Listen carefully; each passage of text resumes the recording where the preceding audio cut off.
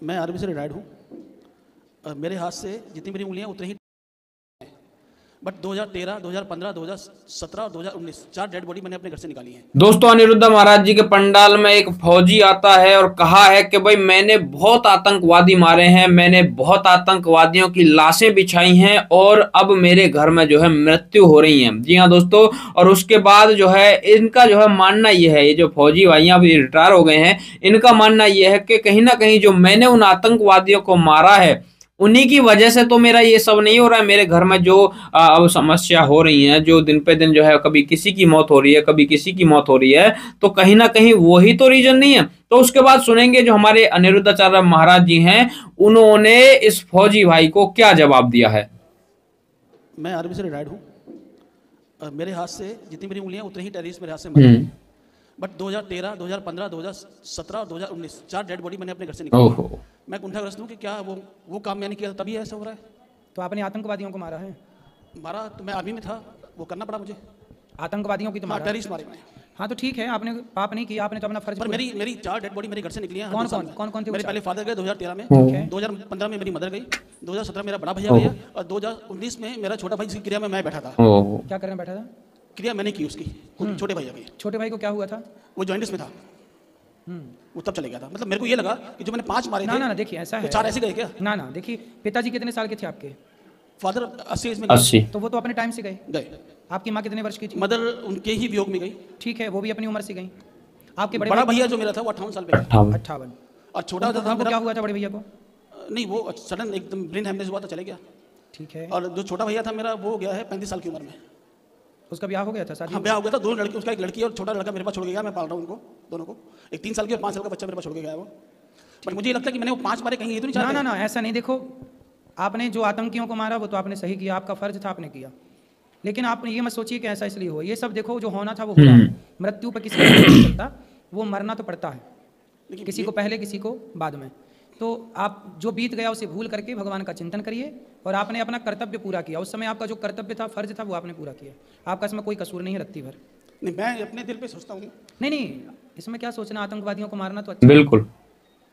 लेकिन मैंने 3 मारे थे J&K में, कश्मीर में, और 2 मारे थे नागालैंड में। उससे मुझे प्रेसिडेंट का अवार्ड भी मिला था। बट उसके बाद जब मेरे घर से डेड बॉडी निकलनी शुरू हुई तो मैंने कहा ऐसा नहीं है कि वो मैंने 5 मारे 4 मेरे चले गए। ना ऐसा नहीं, ये सब संयोग है, बस इत्तेफाक है। ये इत्तेफाक हो रहा है आपके साथ, बाकी उस बात से इस बात का कोई संबंध नहीं। मैं लगातार 2 साल के बाद, हर 2 साल के बाद कोई, अब नहीं, भगवान आप कृपा करेंगे, कुछ नहीं होगा, अच्छे से भगवान आपको रखेंगे। दोस्तों, यहाँ पर जो फौजी भाई हैं, इनका कहना यही था जो आपने सुना कि भाई मैंने पहले जो है 5 मारे थे आतंकवादी, और अब 4 डेड बॉडी मैंने अपने घर से निकाली है। मतलब दोनों भाई और माँ और बाप। मतलब दोस्तों, ये कहीं ना कहीं गलतफहमी में है। लेकिन मैं इनको बताना चाहता हूँ, ये धर्म युद्ध है। अपने देश, अपने धर्म की रक्षा करने के लिए अगर आप किसी आतंकवादी को टपकाते हो तो इसमें कोई गलत बात नहीं है। भगवान श्री कृष्ण ने तो धर्म के लिए सगे भाइयों में भी, मतलब चाचा ताऊ के सगे भाइयों में भी धर्म युद्ध करवा दिया था। किसके लिए? एक इज्जत जो है मतलब उछाली गई थी भरी सभा में द्रौपदी की, इसलिए। और ये जो काम था, ये धर्म के विरुद्ध काम था, और पूरा ही अधर्मियों का उस समय शासन चल रहा था। और उसके बाद जो भगवान श्री कृष्ण जी हैं, तो उन्होंने एक धर्म युद्ध का ऐलान किया, धर्म युद्ध हुआ, और उसमें जो है अर्जुन ने, सब ने जो है उन अधर्मियों को सभी को मारा।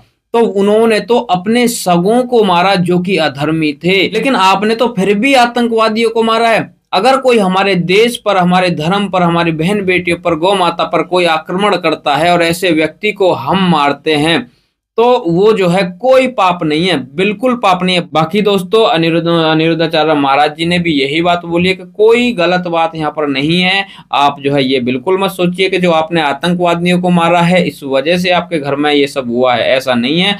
जो मतलब भगवान ने लिखा है होना वही है। जी हाँ दोस्तों, और मैं एक लाइव एग्जांपल भी देता हूँ। आज की डेट में हमारे भारतीय सेना में हजारों लाखों जो है हमारे भारतीय सैनिक हैं, अपने जवान भाई हैं, फौजी भाई हैं। अब वो भी जो है आतंकवादियों को ढेर करते हैं, लेकिन अब उनके घर में थोड़ी ना ऐसा होता है। तो आपके यहाँ पर हुआ है तो भगवान ने ऐसा लिख रखा है, तो आप जो है इन चीजों को वहां से मत जोड़िए और परेशान मत होइए। भगवान ने आपको जो है इतनी हिम्मत दी है कि आप अब तक जो है उन बच्चों का भी पालन पोषण कर रहे हैं और अच्छे से रह रहे हैं। और सबसे बड़ी बात यह, भक्ति मार्ग पर अब आ गए हैं, तो भगवान आपको 101% जो है वो शक्ति देंगे इस दुनिया से भी लड़ने की, जो मतलब देश और धर्म के विरुद्ध बातें करते हैं उनसे भी लड़ने की। बाकी दोस्तों आप सभी का क्या कहना है इस चीज को लेकर के हमें जरूर बताइएगा, और इस वीडियो को सभी के पास पहुंचाइएगा, जितने भी हमारे फौजी भाई हैं उनके पास तो खास तौर से पहुंचा देना। क्या पता ये जो फौजी भाई हैं इन्हीं की तरह और भी कई फौजी भाइयों का ये जो है डाउट रहता हो, तो इस डाउट को क्लियर जरूर करना। सभी भाई को जय श्री राम, हर हर महादेव।